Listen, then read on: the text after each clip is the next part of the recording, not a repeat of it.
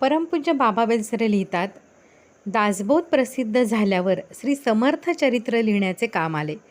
श्री समर्थांच्या समग्र वाङ्मयाचा व उपलब्ध चरित्रांचा नीट अभ्यास करून झाला. पण श्री समर्थ म्हणजे अध्यात्मानुभवांचा सागर.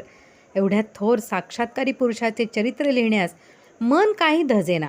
20-25 दिवस असेच गेले. एक दिवस जीव काकुळतीस आला. वाटले की हे नसते लचाण कशाला अंगावर घेतले. सकाळचे 7:30 वाजले होते. कागद समोर ठेवून टेबलाशी सुन्न मनस्थितीत मी बसलेला होतो. एकाएकी माझ्या शेजारी दुसऱ्या खुर्चीवर, तेथे खुर्ची नव्हती, प्रत्यक्ष श्री समर्थ बसलेले आहेत असे निसंशय वाटले.